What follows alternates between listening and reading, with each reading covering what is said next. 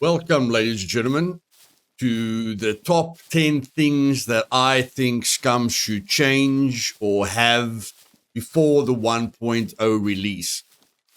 Just in my personal opinion, you can decide in the comments below which points you agree with me on and which points you don't agree with me on.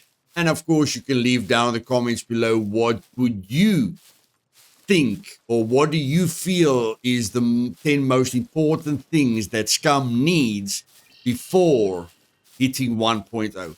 Now, I know Scum has said, or game buyers have said, that they're going to support the game after 1.0, but as we all know, 1.0 is a big psychological step for any player that comes back to Scum. I think Scum sold close to 1 million copies, okay?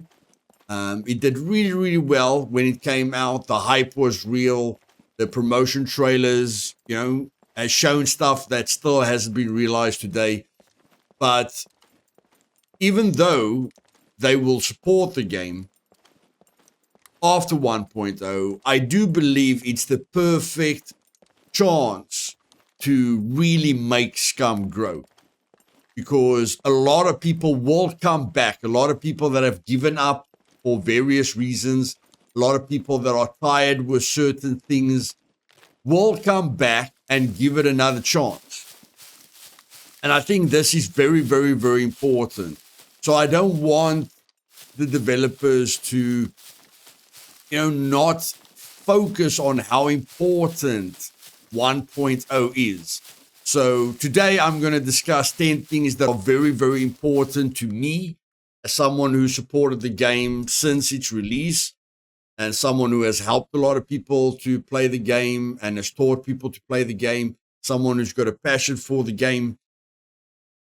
I feel these 10 things are extremely important. I talk about the most favorite times that I've ever had in Scum was 0.6 to 0.7. I expand a lot about why I feel those times were so special. So Scum had a time when everyone was really, really happy with the game. I know the average player base is double what it was, but it's because of Chinese players. It's because of Chinese marketing. And I'm not going to expand on Chinese players, but at the end of the day, if you rely on people that, where their culture is to have an unfair advantage, as soon as they get rid of the core player base, as soon as the core player base leaves because of these Chinese players with their culture, then the Chinese players that are left will get tired of just playing with one another, because a cheater only loves cheating when they can win. As soon as they stop winning and the only thing that they're left with is people that play like them, they don't want to play anymore. So I'm not going to get nasty in this video. I'm not going to get direct. I'm just going to talk about things that I feel are facts that everyone knows about. And let's get started with the most important thing for me in Scum. Point number one is the encounter system, the puppet system. Okay, this needs to be fixed. Even if it can't go back to what it was, it needs to be fixed. There's no puppets in front of me. Now there's puppets in front of me. Okay, there were 0 puppets in front of me. Now I've got a suicide puppet in front of me with sentries. This is not what a new player wants to face. We need to get puppets out of bushes, and think about the new player experience.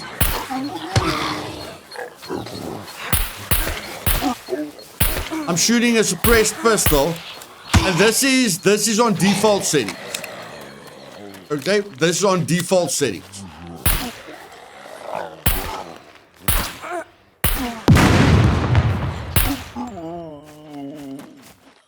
So yes, we need to get the puppets out of the bushes. We need to focus on a lot of things regarding puppets. Okay, everything regarding puppets. You cannot walk into an area where you don't see any puppets and then all of a sudden a suicide puppet spawns inside of bushes and trees. It's unimmersive, it's frustrating, and yes, it has to be fixed. So yes, ladies and gentlemen, I can give hundreds of examples of different locations where the puppet system is completely broken. Even if they can't give us the exact old puppet system back, they need to give us immersion back, okay? They need to make it feel realistic. We need to see the puppets when we enter a town. Like every single person who played Scum in 0.6 and 0.7 will remember what it felt like to face puppets. Unfortunately, puppets are a very, very, very big part of the game, and you cannot ignore it. It is a major, without puppets, it's just a PvP game, okay?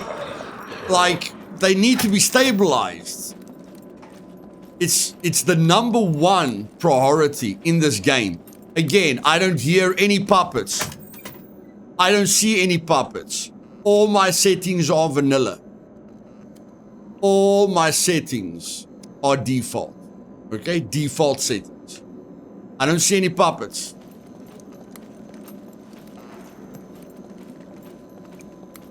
Now there's puppets. And that, like, suicide puppets spawn around this corner. Okay? Like, this is, you know, this isn't bad, but go walk into the C2 bunker. Walk into the C2 bunker. And then see how the puppets spawn around you, spawn on top of you. It's not a great experience. This needs to be fixed. It's at the top of the list. Point number 2, while we are focusing on the encounter system, more and more server settings are being added to the game. Every single day, more and more and more and more server settings are being added. This is on NPCs alone, okay? And then Beta made like a list where he explained what the batch file did, and nobody understood what the batch size did. And what he explained, he didn't do that at all, okay?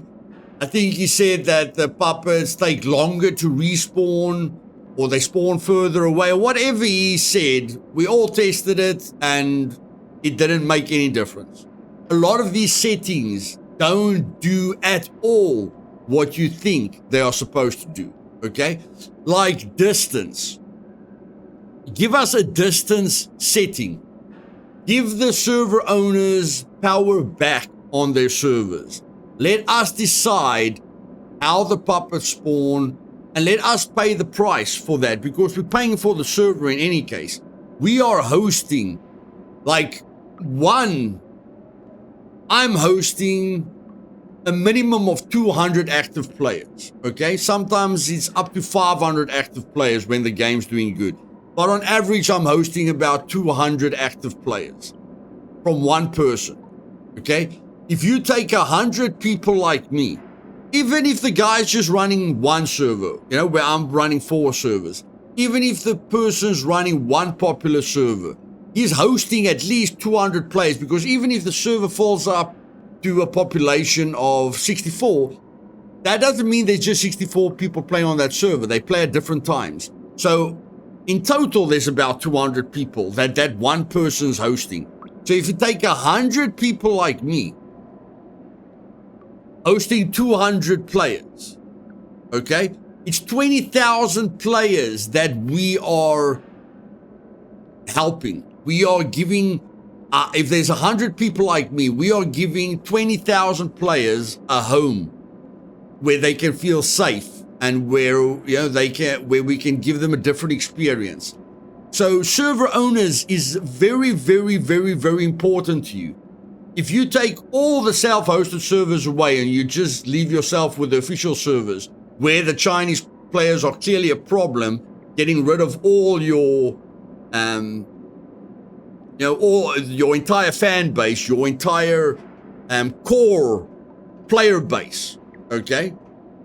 because you know what happens when they take over servers. Everyone goes away. Nobody plays on the server again. They get tired of one another, and then you've got no players left. Okay? But in any case, to get to the point, we need, like, if I go here, I need a bigger explanation than that.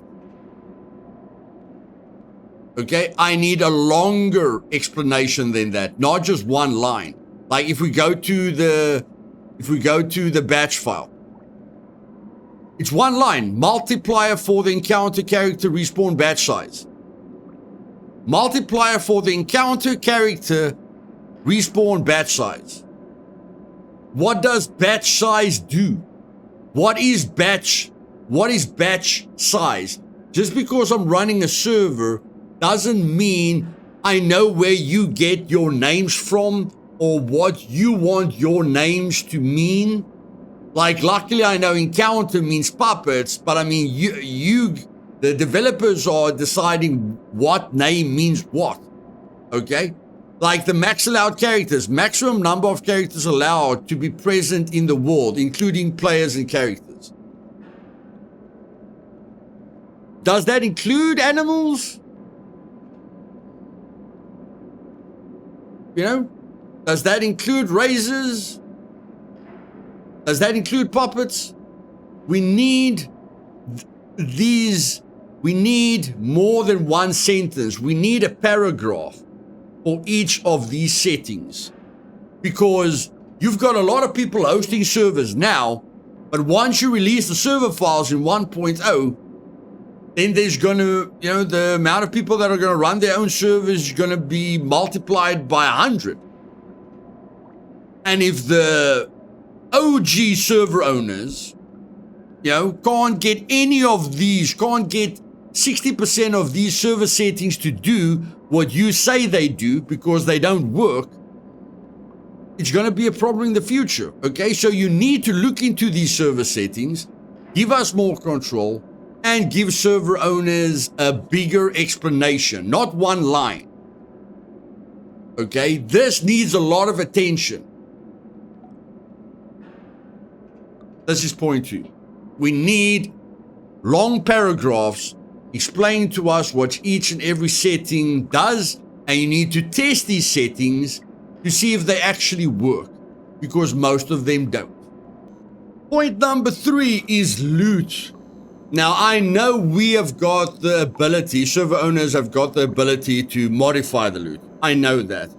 We are looking at the base experience. Okay, the default experience, because just like in the past, when I changed the puppet multipliers and you nerfed the multipliers, you know, from 10 to 3, and you moved every single puppet into a bush and a tree to hide how the puppets are spawning, just like you said, we don't test our puppets on those settings.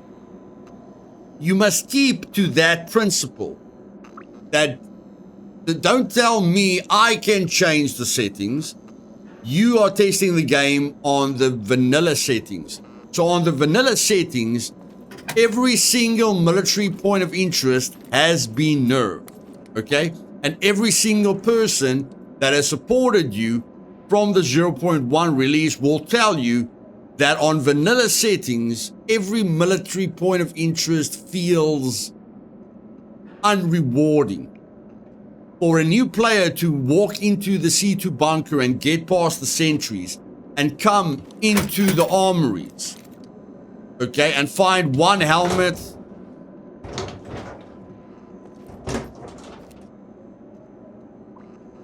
okay, there's a scar, that's lucky. That's lucky. You find a stun grenade, okay, find one gun. If you're lucky, you find stun grenades, you find flares, you find a lot of loot inside of military points of interest that don't feel rewarding. You find a lot of ammunition that's got one bullet, you know, like an ammunition point that's got one bullet in it. It doesn't feel, and you know, we've got suicide puppets spawning very, very close to us.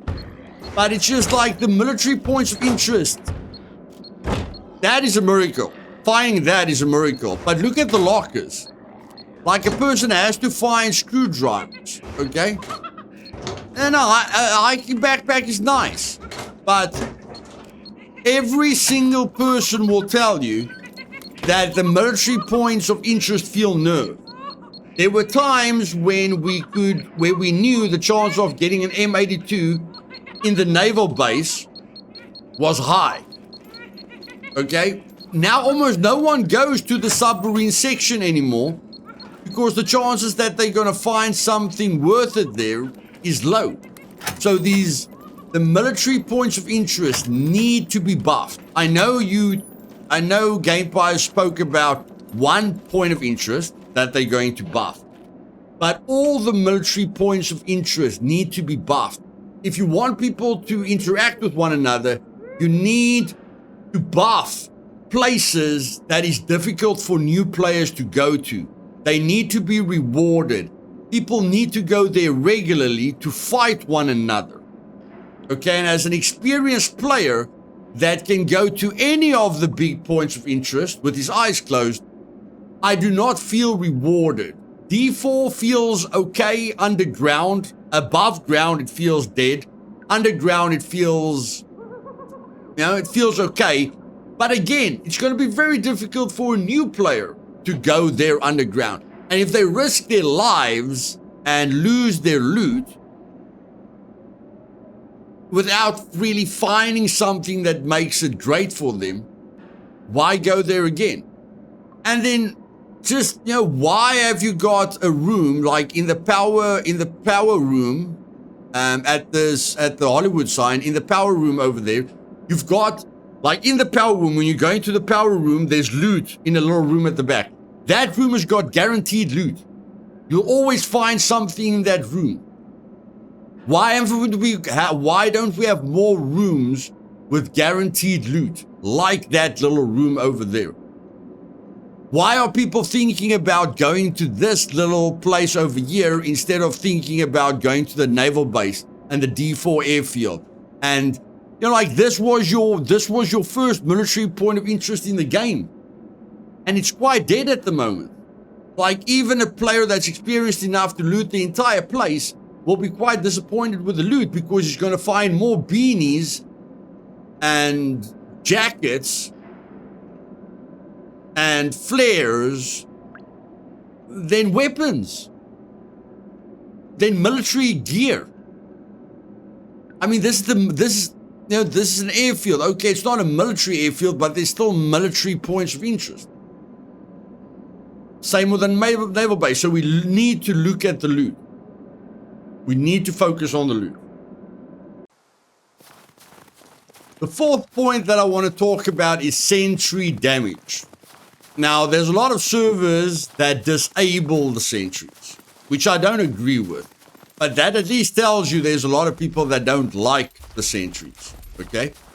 Now, I don't know when you changed this, but I've been shocked. I don't know when Gamepire has changed this.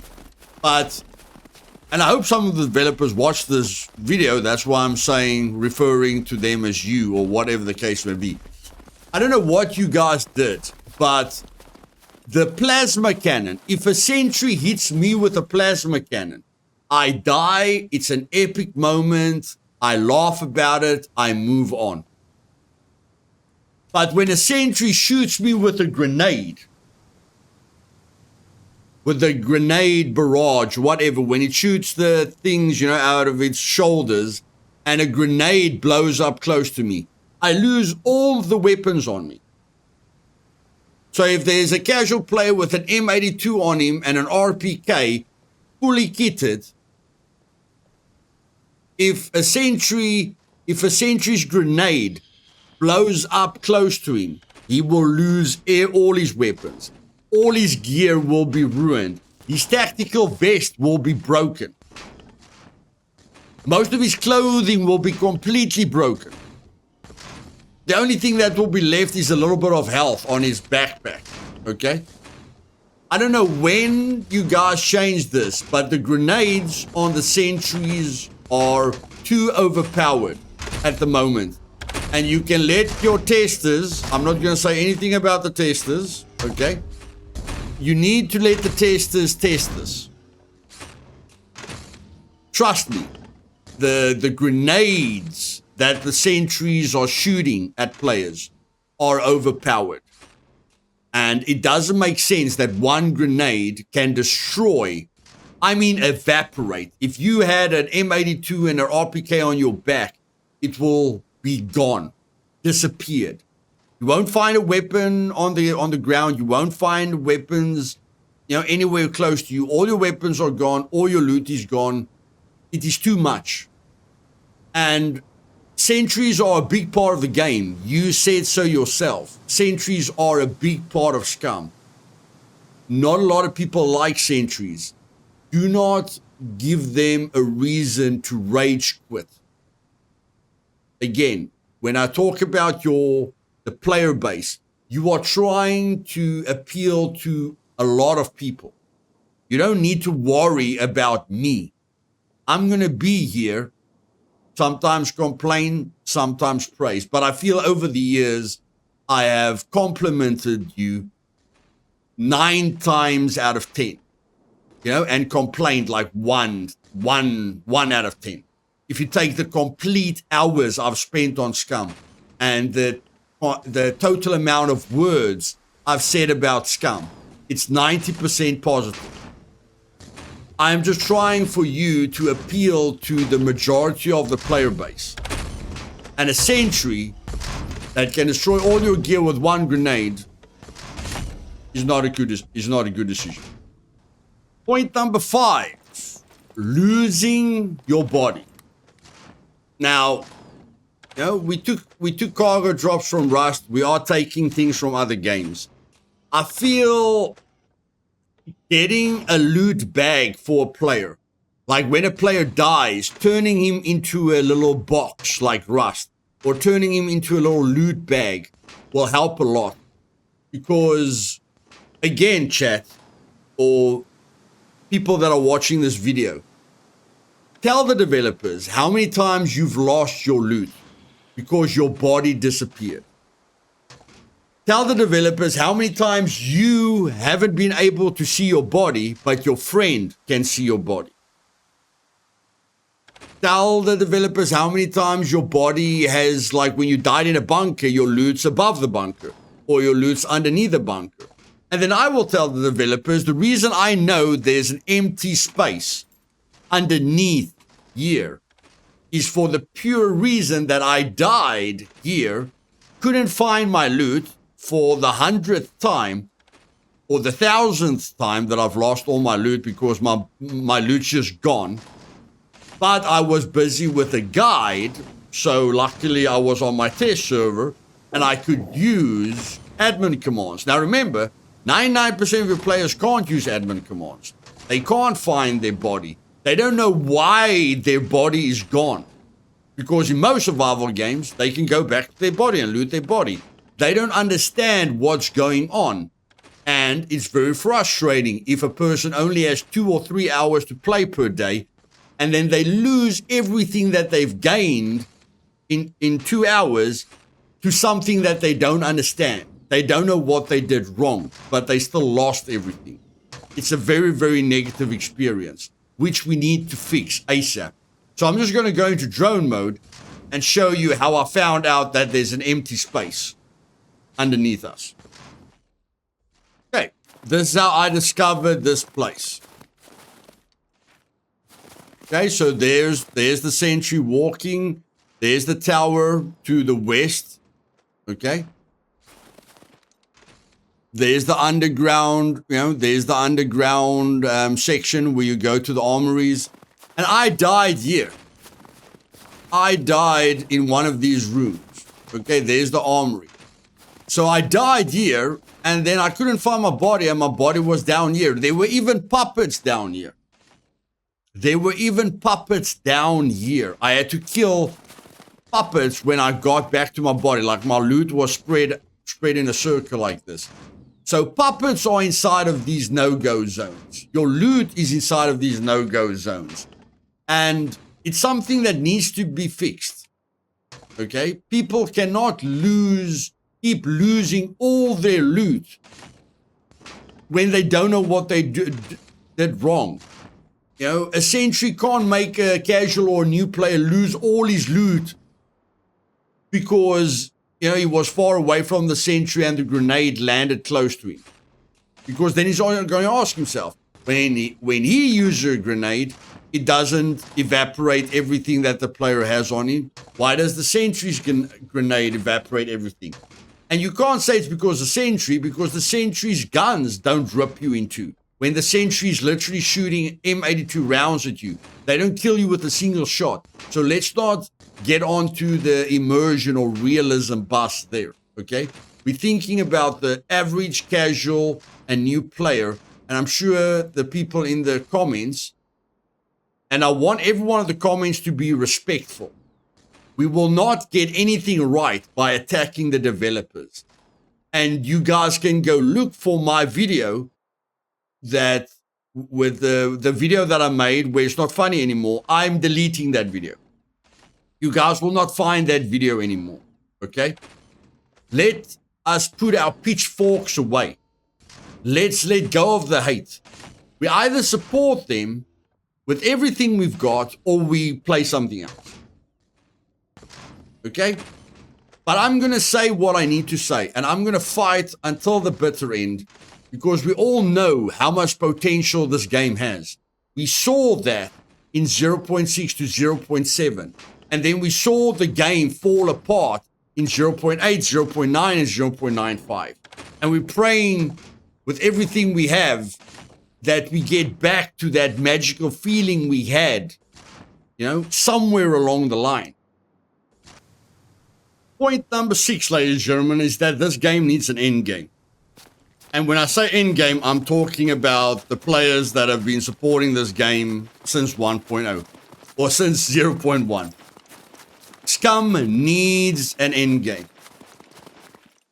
When I talk about end game, this city needs to be looked into. Like the loot that you can get here. There's a lot that could have been done with the city. There's a lot of time that went into the city. But there's no real reason to go into the city except for the police station. The fact that we can get a key card at the police station is good. We need more reasons. The police station is one reason. We need more reasons to go there. I don't care what you add there. There are certain quests that you want us to go there. That's cool. But we need more reasons to go to this city. Just like we need a heck of a lot more reasons to go to the naval base. Because if you go to the naval base and this city and this place and this place, there's not much difference. Yes, you've got a lot of lockers here. So there's a reason to go here. You're going to open a lot of lockers. And on vanilla loot, sometimes you'll get lucky, sometimes you'll be very disappointed. But the rest of the military points of interest, you can wipe them all with the same cloth. They've got the same loot. So all I'm saying is give people a reason to go to the radiation city. I know you've got enough creativity. I know you've got enough ideas. Okay? Put places in the city where there's guaranteed loot, where people can fight for something. But where it's difficult for them to loot hop it, you know, to loot hop the loot, whatever, you know.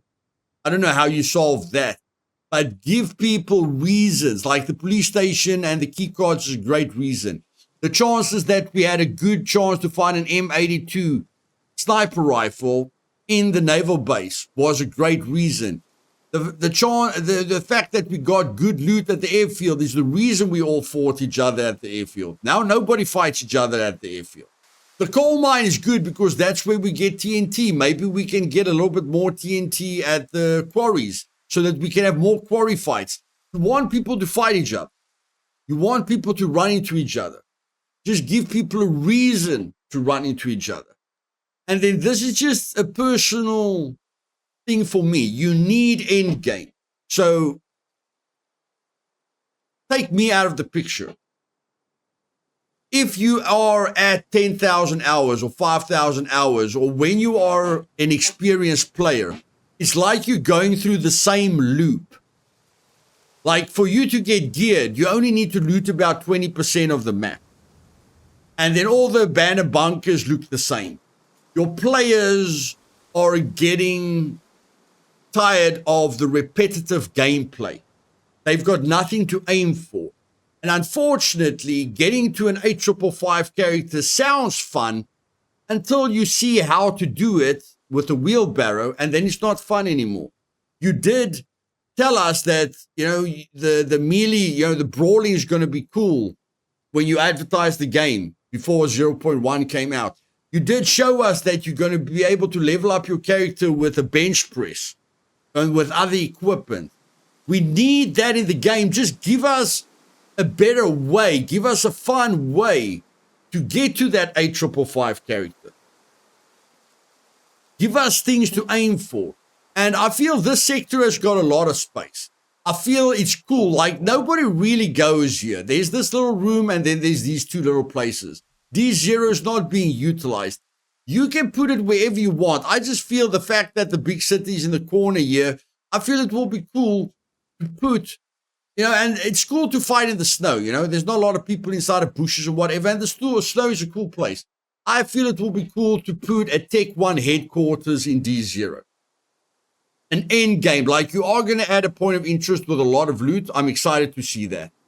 But we need to focus on end game. Now, we don't need this for 1.0, but it's important to have this in the game at some point so that people don't get tired of the same loot route when they know how to loot effectively. There's nothing challenging them, okay? So we need an end game place, like a Tech 1 headquarters, like a bunker with 12 levels, where on the 12th level, you can remove your BCU lock. But the first level, just like the abandoned bunkers, has those machine gun turrets on the roof, but you need a hacking skill to turn off the machine gun turrets. Or, there's Tech 1 soldiers that you're going to bring into the game on level 1. Like, the person has to have a team. The team, whether you do it solo, like the ultimate challenge will be to do it solo. Because to do that final bunker solo, you need an 8555 character. You need your character to have advanced plus skills on all the skills. But to do it with a team will be easier, because if you do it with a team, you only need one of your guys to have 8 strength. You only need one of your guys to have advanced plus thievery. You only need one of your guys to have advanced plus demolition. You only need one of your guys to have advanced plus hacking, or whatever the case may be. So it will be easier to remove your BCU to get to the final layer at the bottom with a team. But the ultimate challenge will be for a solo player to get to the 12th level and remove their BCU, at the final level. But just a bunker with a bunch of levels, and each level gets incrementally more difficult. It needs you to have higher skills. It needs you to have higher strength. Like level 1, 2, the first, let's say the bunker exists out of 12 levels. The first 3 levels you can do with advanced skills, and 5 strength, or whatever the case would be. Level 4 to 6, you need some advanced plus skills, and you need more than 5 strength. And you need to be really good with lockpicking, or whatever the case may be. You need really, really good weapons like rocket launchers. There's something standing in your way that an M249 won't help against, okay? Then from level 7 to 9, even more. And then level 9 to 12, you need to get to your BCU, to get to the science lab where you can remove your BCU lock. You need advanced plus in many skills. You need an 8555 character. Just give us a target. We need endgame. You don't have to follow my idea, but you need to give your true player base, like me and thousands of other people that knows your game inside out. You need to give us a goal. You need to give us a challenge. And at the moment, abandoned bunker is not a challenge for us. It's a repetitive thing that experienced players get tired of. We need a big goal, like a Tech 1 bunker. Point number 7 is we need a test server. Now, I don't really understand why we can have content creator events where we are testing out. So the content creators are testing out new things that are coming to an update. But we can't have those servers. We can't have that option without the content creators. I feel we need, like, that's literally what those servers are when the content creators test them. It's a thank you to the content creators. I understand that, but it is actually a test server, and we don't need every time the content creators test the update. It's like one day and then the update comes out 2 days later. That's what doesn't make it a test server, because on a test server, you need people to test, especially when it's big updates like 0.8 and 0.9 and 0.95. That was a complete train smash. For an update like that, you definitely need a server like that to be open for 2 weeks minimum. You need the content creators. You need your core fan base. You need your foundational players that want to see the game succeed. You want them to test the update on that test server for at least 2 weeks. I believe you should do this before the 1.0 update comes out, and I know you can. Just like you do with the content creator events, where you let the content creators play the game, and then 2 days later you release the game, whether it's fixed or not fixed. For the 1.0 update, you need to open up that same server, let us opt into it. I don't care if you have to directly contact the people that you want, that you want testing the update. Like, I have my own community. I have people that I can trust. Every content creator has got people that they can trust, that we can tell you, me and my team will test everything that needs to be tested before the 1.0 update comes out. We are here for you. We are with you. We need this. There's no discussion about this because there's no reason not to do it. You've already done it. But then the update was still a train smash after you did it. That's just because you didn't give yourself enough time to fix the problems. You didn't get the right people to test, to test the changes. If you get the right people to help you, which we do want to do, we want to help you. If you can give me 0.6 or 0.7 back, I'll stop playing the game and I'll just play on the test server. I promise you. If you tell me, Luth, we want to give you 0.6 and 0.7 back, I will stop playing your current game. And that's what a test server is. If you tell your core player base, we want this to be the best game possible, and we need your help, we will help you. Stop playing the game. We can still make videos. We can still stream, the other version of the game. And if people aren't willing to stop making videos or stop streaming, then you can't use them. I am willing to stop streaming and stop making videos while I help you, to make 1.0 what it can be. And I know you want to develop the game afterwards, but we need to focus on this. It's very, very important. Point number 8 is we need an unstuck feature for players and vehicles. Any server owner will agree with me here. I think most of the players will agree with me here. We need an unstuck feature for most of the vehicles and for even players. Just like a lot of games have this feature. I don't know how many people I have helped in the trader zone that got stuck behind the counter. I don't even know how they get behind the counter. Or I've helped 1,000 people in the trader zones that get stuck somewhere. I've had more than 1,000 people get their bike unstuck because the nudge options just don't work, or where their bike is stuck. And it's usually on this railing, where the front wheel's on this side and the rest of the bike's on this side, and they can't do anything about it. We need an unstuck feature that basically takes whatever you want unstuck, you or, the vehicle, and just moves it somewhere. Okay, just moves it somewhere. We need that feature. So unstuck, we need more than anything else.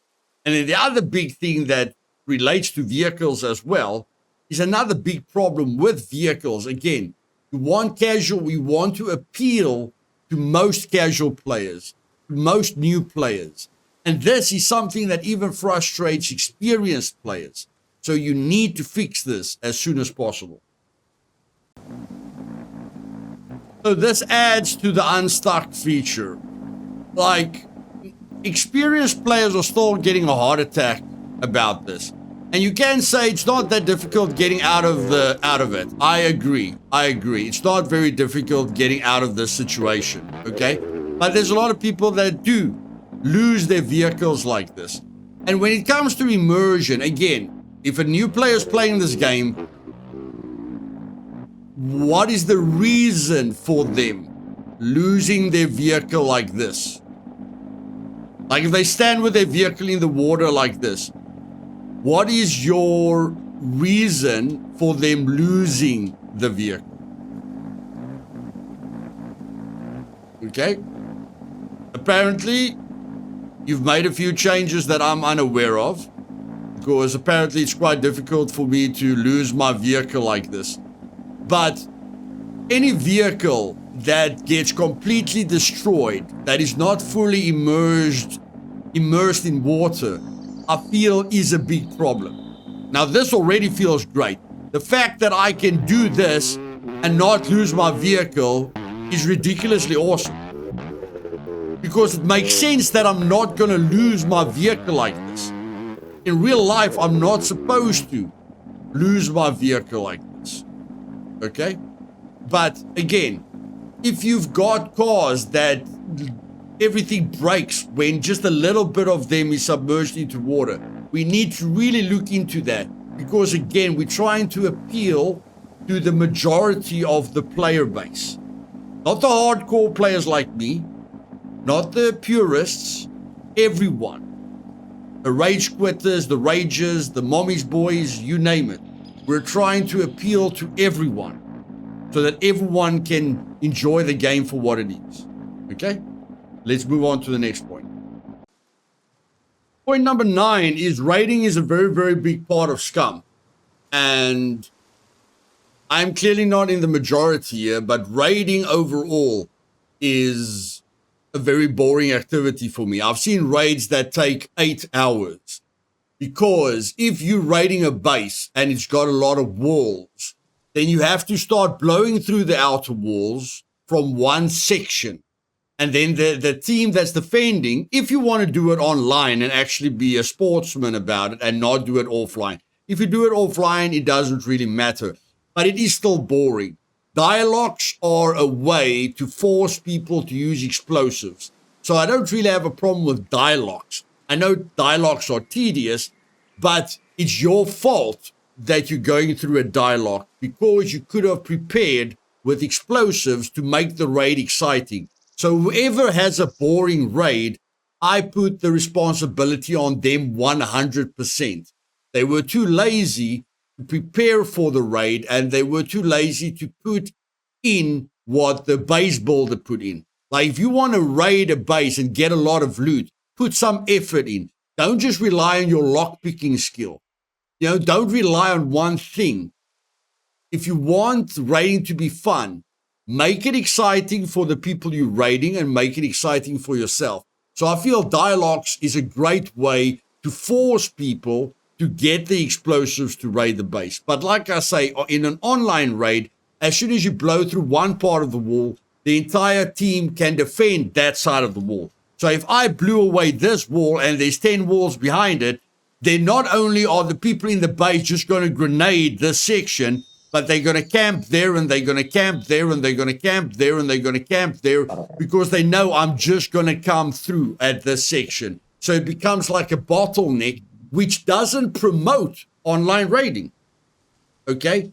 Me getting killed constantly or me spending months gathering the raiding material just to be constantly killed because I'm at a major disadvantage, the fact that I have to pinpoint one location, and I'm not using dots or exploits or anything else like the other PvP players, it's not a fun experience. So we need to make it as fun as possible.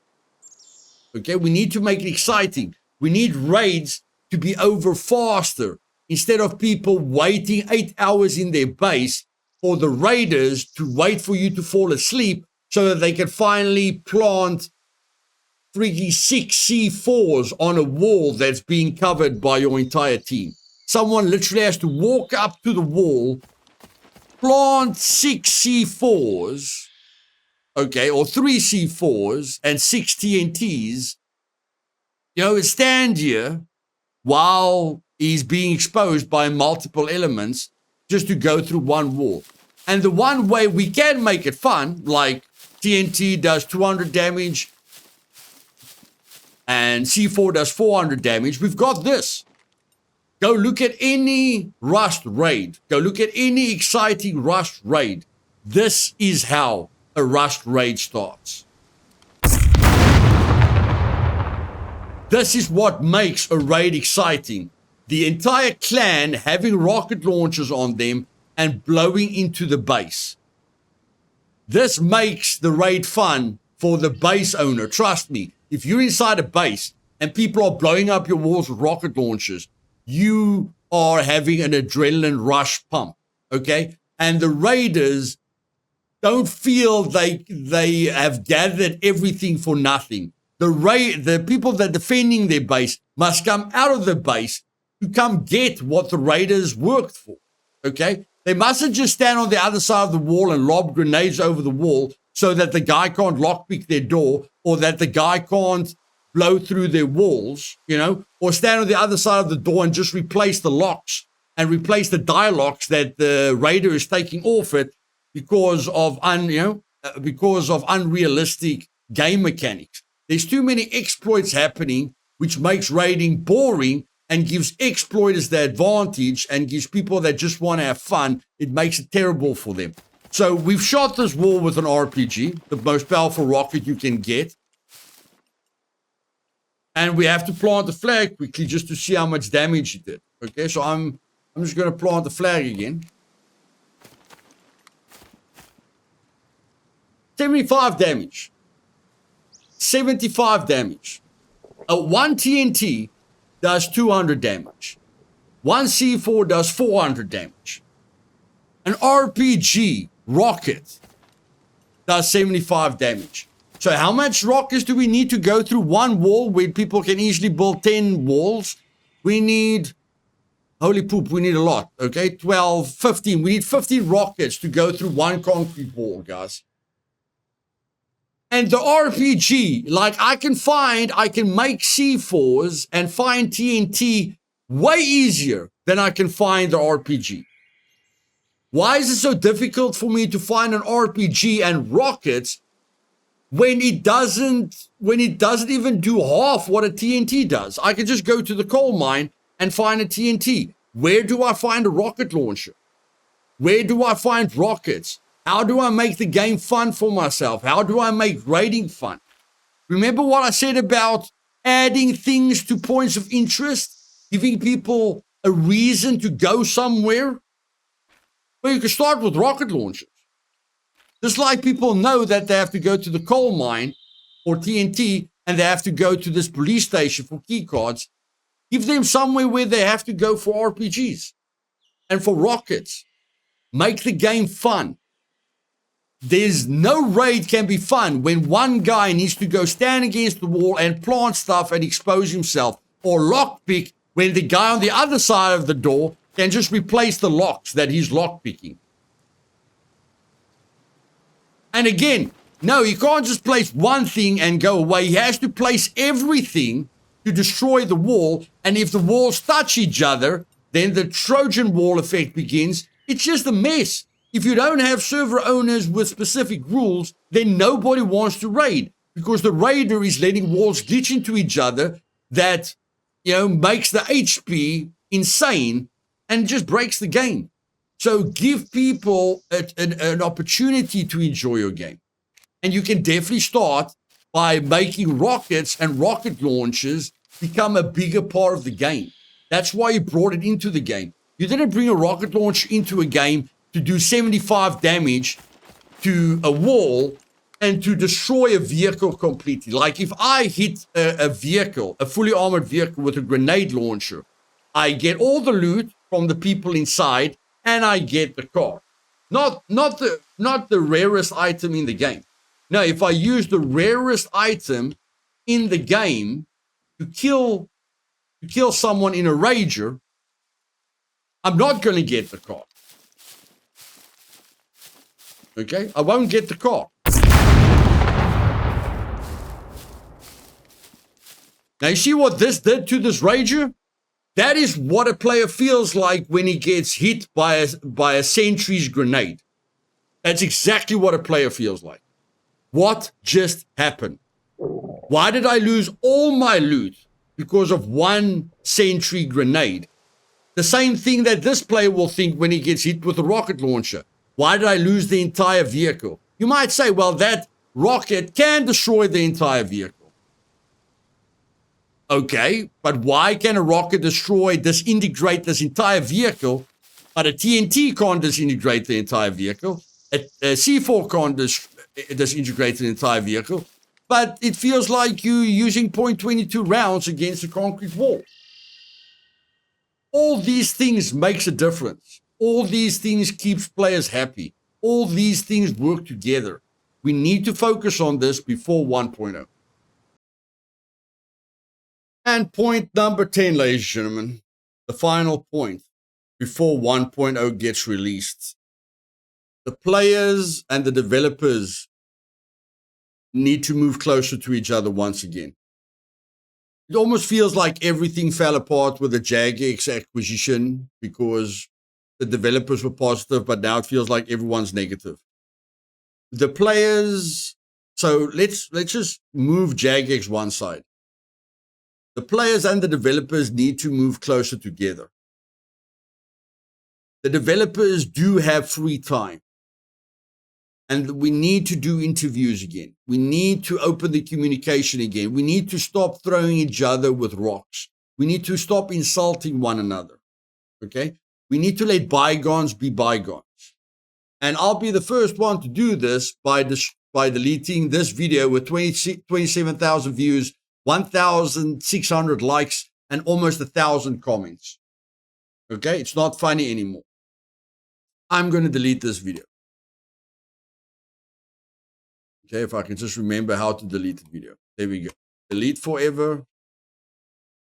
There we go. Delete forever. Okay. We need to work together. Developers need to understand that players are not insulting them or do not hate them. They need to understand that players are passionate about their game. And players need to understand that developers want the best for their game. They want to be proud of their work. But we need to work together. I don't know what's missing. Because since 0.8 dropped, we all know what a train smash that was, you know, with the new vehicles coming into the game.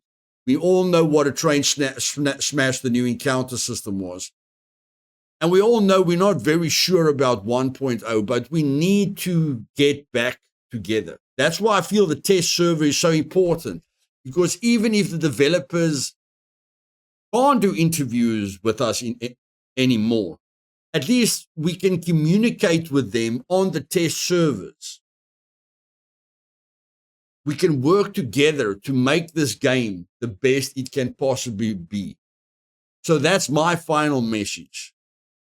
Tommy, I'm going to tag you in this video.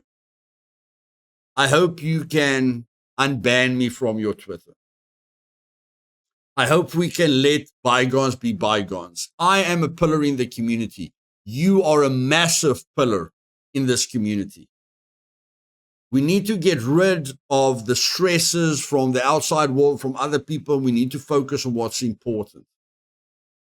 And what's important is this project that we've all been passionate about since 2018, for the last 7 years. So let's get together, click that like button, just to show your support for the developers and for Scum. And then in the comments down below, which points do you agree with and which points do you want to add that you feel Scum needs before the 1.0 release? Hope you guys have a wonderful weekend, and I'll see you guys next time. Cheers.